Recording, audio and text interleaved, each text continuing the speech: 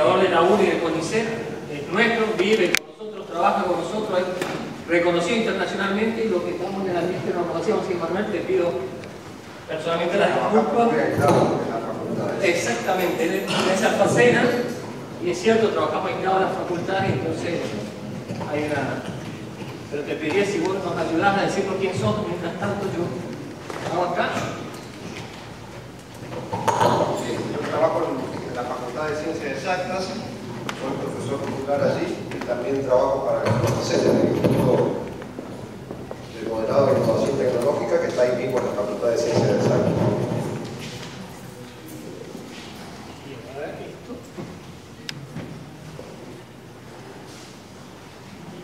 Nosotros en realidad lo que estamos trabajando es en el desarrollo de modelos climáticos para hacer predicciones climáticas.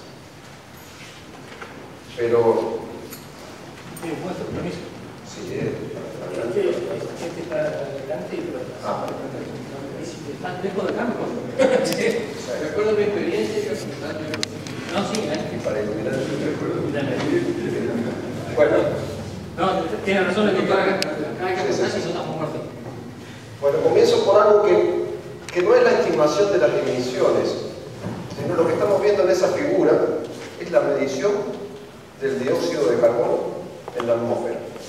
¿Sí? Ese es el aire que estamos respirando. En 1960 tenía esta concentración de dióxido de carbono a nivel global, y ahora, cerca del 2010, esta figura es un poco vieja, esta es la concentración de dióxido de carbono. O sea, esto es un elemento contundente, ¿sí?, de que estamos produciendo un forzado en la atmósfera. De esto no queda ninguna duda. ¿Por qué digo que no queda ninguna duda? Por la escala de tiempo. La escala de tiempo del crecimiento del dióxido de carbono, del aire que estamos respirando, es la escala de tiempo de nuestro desarrollo, no es la escala de tiempo de evolución del planeta. Las escalas de tiempo de evolución del planeta son escalas lentas, de miles de años. Esto es nuestra escala de tiempo, esta es la escala de tiempo del desarrollo industrial de la población. Pero por supuesto, o sea, esto no es ningún efecto, es una causa, es un forzado. Es decir, nosotros como humanidad estamos forzando el clima. Y el clima es un proceso físico que esencialmente va a tener una respuesta, ¿sí? Y yo eso lo suelo comparar con lo que suele pasar en los cursos de primaria principalmente, con el chico ese que todo el mundo lo molesta. ¿Sí? Estamos permanentemente haciéndole chistes a una persona. Le estamos produciendo forzados. ¿Sí? Al clima le estamos produciendo forzados. ¿Cuál es la respuesta? Bueno, muchas veces no le va a dar importancia, va a agachar la cabeza, se va a ir. Pero en algún momento, cuando el forzado exceda cierto umbral, esa persona va a responder. ¿Y cómo va a responder? Va a la trompada, va a sacar un arma, va a disparar. El clima es igual. Los procesos climáticos son no lineales. Y hay muchos procesos, la convección es uno de ellos, que no es lineal. Eso significa que hay una saturación y llega un momento que se disparan cosas, que cambian el proceso. Eso puede estar pasando con el clima. Y eso es lo peligroso que sucede con nuestro forzado, que exceda un umbral. Bien, hay evidencias de esos efectos del forzado. Yo creo que una evidencia que es irrefutable son los glaciares. Esto, fíjense que es muy poco tiempo. ¿Por qué? Porque esto está medido con satélites. Entonces la primera observación global del glaciar es que una superficie enorme, ¿sí? no es algo localcito, acá un glaciarcito, es una superficie enorme. Se empezaron a medir en 1979, ese es el primer satélite que se lanza. Y esta es la medición que estamos teniendo en el 2007. Por rojo está la superficie que se ha derretido. Eso es así, es irrefutable y no hay forma de que nos digan qué es lo que causó eso. Es tan forzante, está la causa.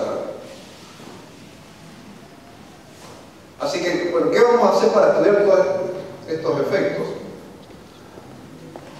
Como yo lo veo desde el punto de vista de la investigación, o sea, estamos ante un nuevo desafío.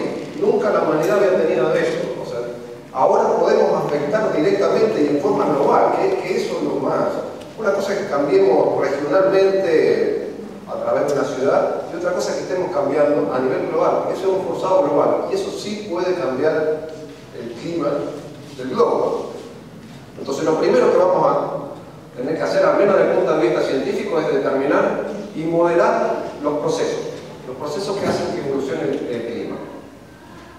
Creo que en ese sentido seguimos avanzando un montón, pero las leyes dinámicas de evolución de lo que es la atmósfera, de lo que es el modelo de suelo, el océano, etc., ya está todo modelado y lo tenemos andando en grandes computadoras. Bueno, luego se establecen dos desafíos, porque ¿qué es lo que sucede? El clima tiene una variabilidad que es natural y es muy complicada de determinarla. ¿Sí? Entonces, es muy común que digan el niño este que está viniendo ahora. Esto lo está produciendo el cambio climático y es muy difícil determinar qué es lo que produce el cambio climático y qué es lo que es variabilidad natural. Del niño lo que se puede decir, bueno, el niño ha ocurrido por años, lo conocían los pescadores en Paraguay hace más de 300 y pico de años, 200 años, así que existe como variabilidad natural, pero está creciendo su intensidad, está habiendo una mayor ocurrencia. Bueno, esas son cuestiones que nos preguntamos los científicos. Y eso correspondería a esta parte de acá, ¿no? Si es la respuesta esta, está aumentando la ocurrencia del niño, esto pasaría a ser ya cambio climático. Entonces deberíamos distinguir entre lo que es esta variabilidad natural de lo que es cambio climático. Y yo en la charla me voy a concentrar en un aspecto que es absolutamente contundente. Por un lado, el agujero de ozono, cómo se dio, cómo se detectó y qué es lo que se hizo. Y yo creo que es muy lindo como una historia con final feliz. Y ya van a ver, les voy a contar toda la historia de esa película que el final es feliz. No me queda claro que el tema de lo que hace con efecto invernadero tenga el mismo final. Pero esto es, sí, lo conocemos que fue producido por el hombre y conocemos que se puede llegar a solucionar. No está solucionado, pero se puede llegar a solucionar. Y después, bueno, voy a comentar algo de un poquito más de estudios regionales sobre deforestación del Gran Chaco.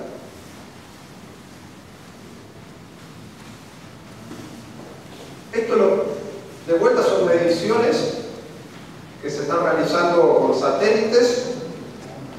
En 1970 esta es la concentración de ozono y ahí están viendo la evolución de la concentración de ozono en la Antártida.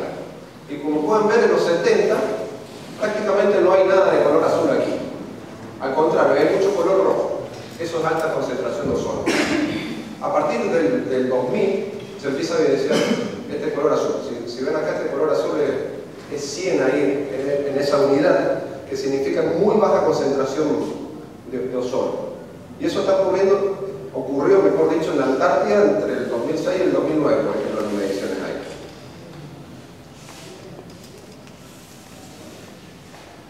¿Por qué puede llegar a ser importante esto del ozono?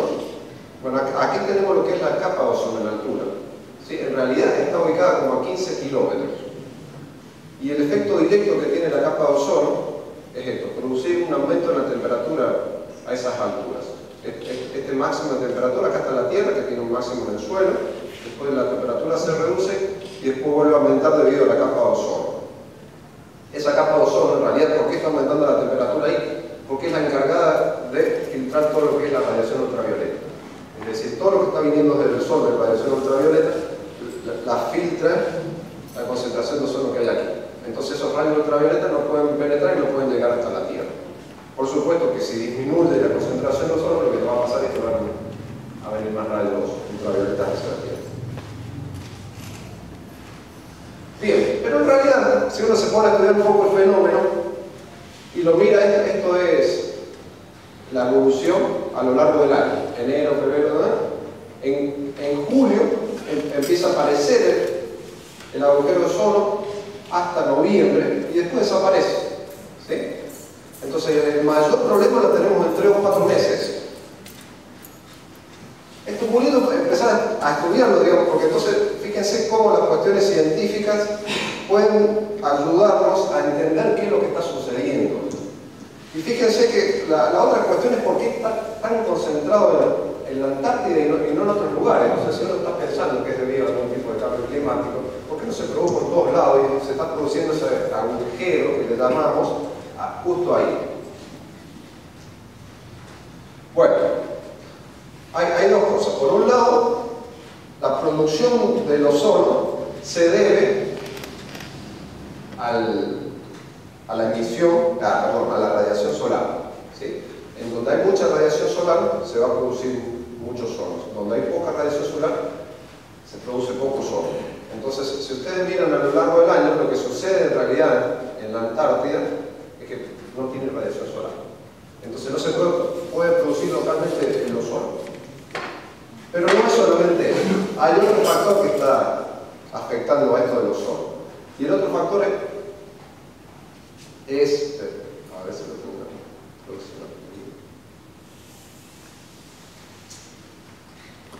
Bien, ese ozono se genera especialmente en el Ecuador y es transportado por la circulación atmosférica hacia la Antártida, ¿sí? O sea que por más que no haya aquí generación, podríamos tener el ozono que viene desde bajas latitudes. Bien, acá hay algunas cuestiones que estamos observando. Esto se llama la circulación del globo. Esta circulación, debido a los efectos del cambio climático, se está intensificando y todavía está en investigación de por qué está sucediendo eso. Pero eso significaría incluso que deberíamos estar transportando más ozono hacia altas latitudes y sin embargo el neto sigue disminuyendo. ¿Por qué sucede que no está llegando a altas latitudes? Por algo que nosotros llamamos que el vórtice antártico. Es una pared que se está produciendo, que esto es una variable dinámica, que es vorticidad potencial. Y esto es lo que se produce, es una pared ahí donde el ozono, el aire rico en ozono, no puede llegar hasta la Antártida. ¿Sí? Entonces la Antártida por un lado no se puede producir localmente porque no hay radiación solar, pero por otro lado el aire rico de ozono que está viniendo desde el Ecuador no puede penetrar eso. Y ahí se produce el ozono. ¿Por qué no se está produciendo en el hemisferio norte? Que en realidad ellos son los que están emitiendo. Bueno, porque esa pared no existe. Fíjense lo que es esa vorticidad potencial en el hemisferio norte. Debido a que hay muchos continentes en el hemisferio norte, esa pared se produce en forma muy local. Entonces, el aire rico de ozono tiene lugares por donde penetrar y llegar, pero no en el hemisferio sur. Fíjense que el tema del ozono es muy triste en realidad, porque todas las emisiones que están dañando el ozono son emitidas en el hemisferio norte. Y sin embargo, el efecto que se está viendo, o sea, el daño, lo estamos sintiendo nosotros en el hemisferio sur. Eso es el clima, ¿no? Eso es el clima.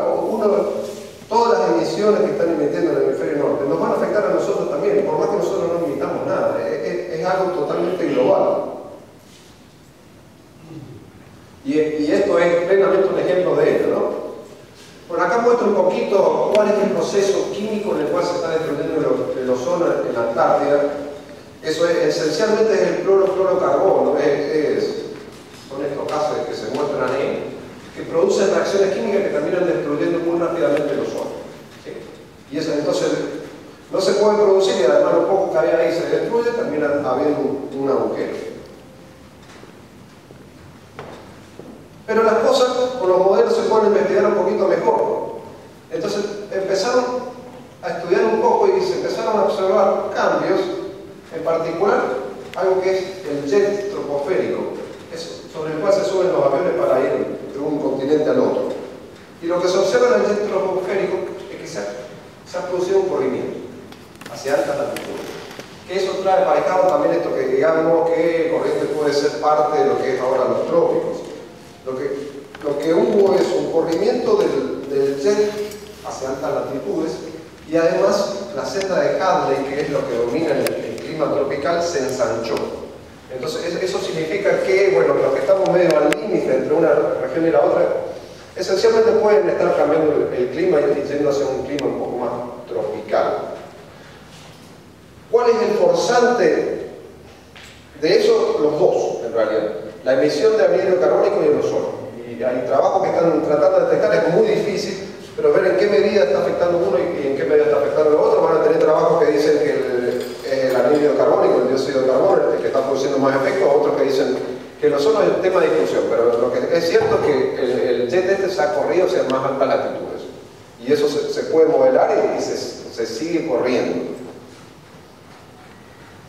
Bien, ¿qué es lo que nosotros hacemos aquí? Bueno, Lo mismo, tratar de estudiar esto del clima a través de los modelos. Los modelos son esencialmente modelos matemáticos que ponen ahí, le puse un ejemplo, esto es una grilla en altura y ponemos puntos por todos lados. Llenamos el globo de puntos. En cada punto seguimos las variables viento, temperatura, humedad, etcétera, etcétera, y las evolucionamos y tratamos de ver qué pasa. Hay veces que hacemos experimentos a un año, entonces le hacemos ahora el modelo con las condiciones de ahora y vemos cómo sería el tiempo dentro de un año, o podemos hacer simulaciones de 100 años.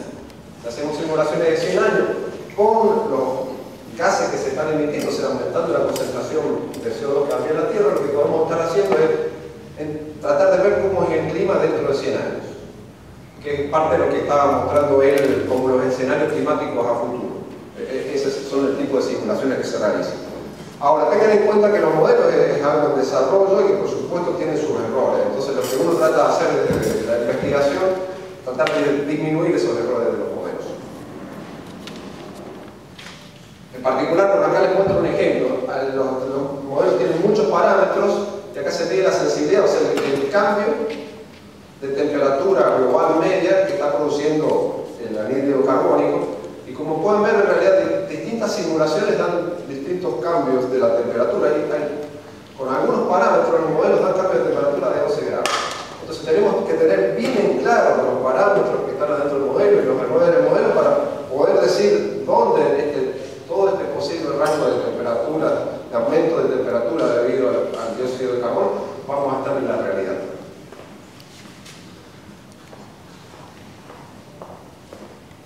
Bueno, en particular sobre la capa de ozono, hay un problema que los modelos están teniendo, que nosotros nos hemos concentrado un poquito acá en tratar de entenderlo, que es el vórtice, como les decía, se produce en julio y se termina rompiendo en noviembre. Sin embargo, los modelos, cuando estamos haciendo previsiones del ozono y de cómo evoluciona todo, nos da, esto es la observación de cómo se rompe el vórtice, y está aquí.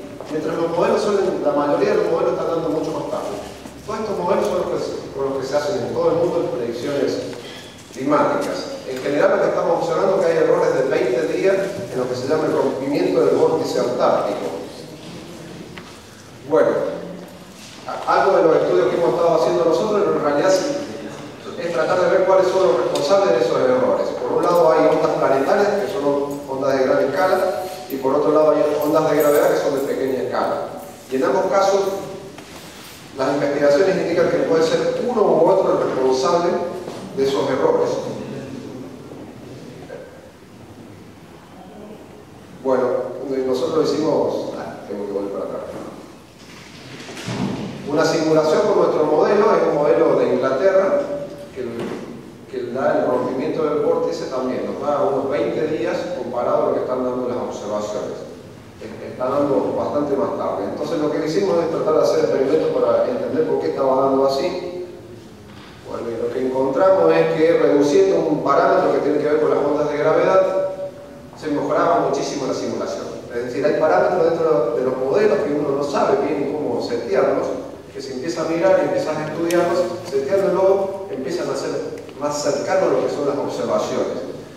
Todo este tipo de sintonizados que se realizan los modelos se realizan en el pasado. ¿Para qué? Porque ya conocemos las observaciones. Entonces uno puede lidiar el modelo con las observaciones y decir, bueno, el modelo nuestro no nos está dando bien acá, tenemos que cambiar algo. Una vez que está bien configurado el modelo, ahí recién tratamos de hacer predicciones a futuro. Se investigó un poquito a qué se debía esto, porque hay algo ahí que no resultaba claro intuitivamente. En realidad lo que estaban haciendo la gente era aumentar ese parámetro en lugar de disminuirlo, porque para que el vórtice se rompa antes debía haber un aumento del tema ondulatorio. Y en realidad lo que se vio es que hay un efecto de compensación. Es algo, esto que tiene que ver con las nonlinearidades también, esto de que hay interacción entre dos factores en el clima. Entonces esencialmente la gente estaba aumentando algo, las ondas de gravedad, ¿sí? Para que se produjeran más ondas y eso tratara de romper el vórtice. Pero en realidad cuando ellos aumentaban algo, lo que sucedía es que las otras ondas que estaban dentro del modelo se bajaban por efectos de compensación entre ellas, que se están midiendo ahí. No me quiero detener mucho en las figuras. Y en realidad lo que vimos nosotros es que bajando, es algo totalmente intuitivo, lo que sucedía es que las ondas planetarias empezaron a aumentar en amplitud. ¿Sí? Y ese aumento en amplitud de algo que suena antiintuitivo terminaba dando un efecto que era mucho más cercano a la realidad de la del otro, de aumentar la amplitud. Así que bueno, lo que terminamos demostrando es eso, que hay un mecanismo de interacción entre los dos tipos de ondas, entonces cuando aumentan uno disminuye el otro y viceversa, pero hay ahí un equilibrio en el cual el modelo termina dando valores mucho más realistas. Bueno, y el final de la historia de la capa de ozono es este, digamos. En realidad, fíjense que acá está la evolución del ozono, desde 1980 hasta, estos son con predicciones, a largo plazo al 2050, y lo que se ve es que, por un lado, hubo destrucción del ozono, pero alrededor del 2000, cuando se hizo el protocolo de Montreal, digamos, ¿sí? se pusieron de acuerdo los países, por eso decía que un final feliz, digamos, se pusieron de acuerdo los países, decidieron reducir el clorofluorocarbono, esencialmente las empresas dijeron, sí, podemos producir gases similares que no tienen ese efecto y además ganamos más plata de la que estábamos ganando antes. Enseguida dejaron de producir ese gas y empezaron a producir otros gases. Y el efecto se notó.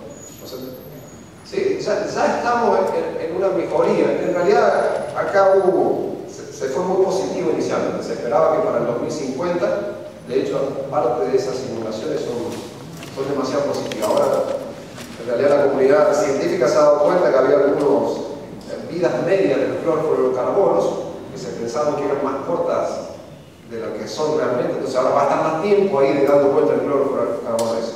Pero yo creo que a largo plazo, digamos, se va a mejorar la situación. Bien, y esencialmente, bueno, ligar un poco lo que es.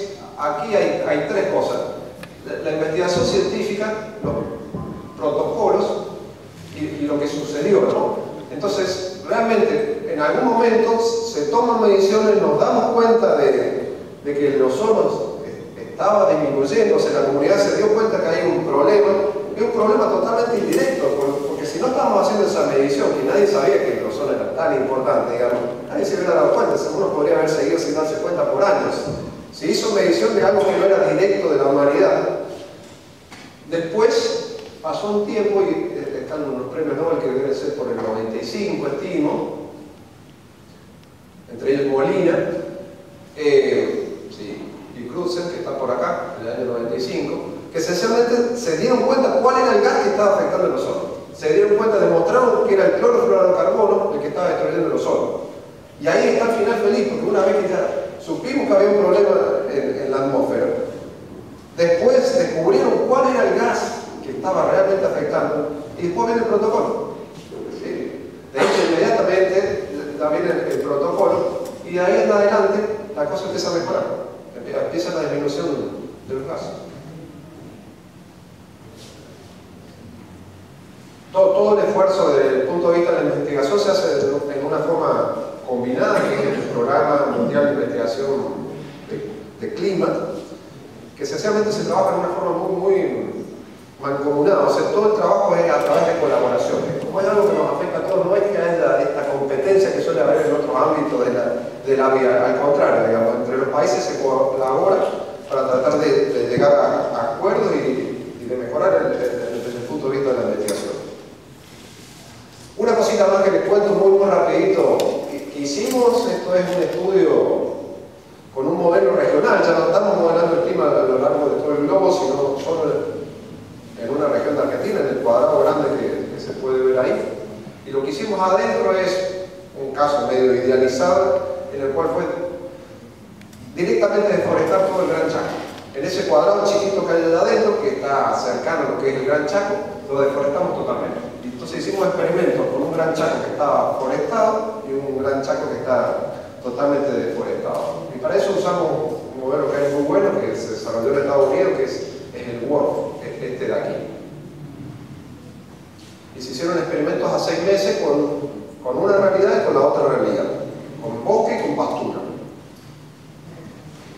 Bueno, ahí está, digamos, lo que hicimos, que realmente es meter pastura en todos lados, y aquí podemos observar los efectos en el viento. Esencialmente lo que sucede en el viento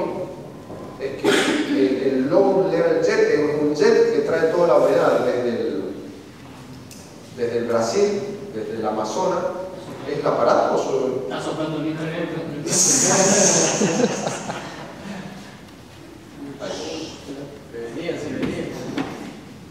Vos seguimos. Bueno, yo sí.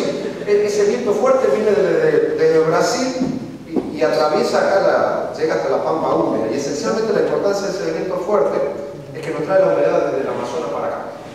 Entonces lo que se ve ahí en realidad es que el viento se intensifica cuando hay pastura y es más débil cuando hay bosque. Y eso trae sus consecuencias en la precipitación y hay... Estamos un poquito más adelante. Ahí vuelvo un poquito.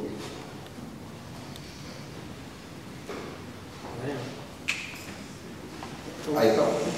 Estas son las precipitaciones, el estudio de las precipitaciones que se hicieron en el caso de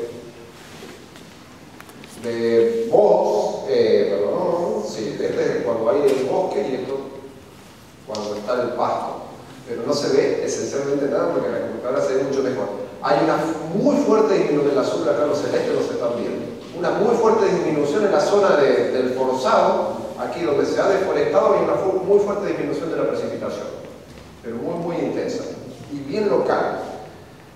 Y más abajo, en la zona posterior al forzado, hay un aumento de la precipitación. ¿Por qué está aumentando esa precipitación ahí? Por eso del jet. Al ser más intenso, nos trae más humedad hacia abajo. Entonces disminuye la precipitación ahí localmente, porque la humedad está pasando y termina precipitando más abajo, más al sur.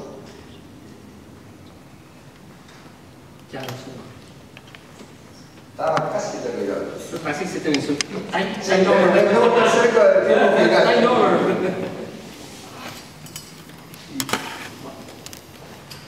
¿Ya está?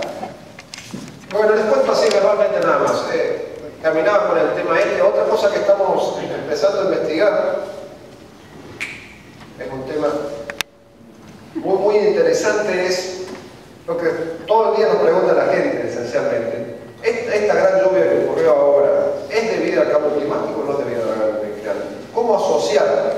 ¿En qué medida algún evento extremo puede haber sido producido por el cambio climático o no? Eso es algo muy difícil, ¿no? Porque en realidad el cambio climático es cambio de clima y nosotros estamos hablando de eventos. Entonces es todo un desafío, pero es un desafío que se está empezando a investigar. Nosotros tenemos un proyecto de investigación al respecto con gente de Francia.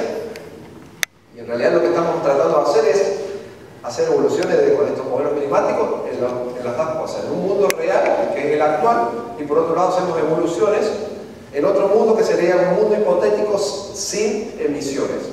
¿Sí? Y a través de medir la probabilidad de que el evento se ocasionó, digamos, en un mundo real y en el mundo hipotético sin emisiones, estamos tratando de determinar en qué medida ese evento se produjo por cambio climático y en qué medida no, digamos, en qué medida fue algo natural. Todavía es totalmente en desarrollo, pero ya hemos hecho un primer trabajo, se envió a publicar en realidad un trabajo en el cual estamos introduciendo la técnica, pero todavía no lo hemos aplicado. Estamos demostrando la factibilidad que la técnica puede llegar a funcionar. Bueno, y eso es todo. Un poquito del grupo de investigación, somos 5 personas que estamos trabajando actualmente ahí en Pacena para estudiar esas cosas, y dentro de lo que es CONICET estamos en un instituto que es franco-argentino de estudios del clima, que se dedica a eso, y que la sede central de ese instituto está en Buenos Aires. Es un convenio en el cual puede haber investigadores de Francia trabajando aquí, y bueno, también nosotros solemos viajar para allá para estudiar estas cosas. Muchas gracias.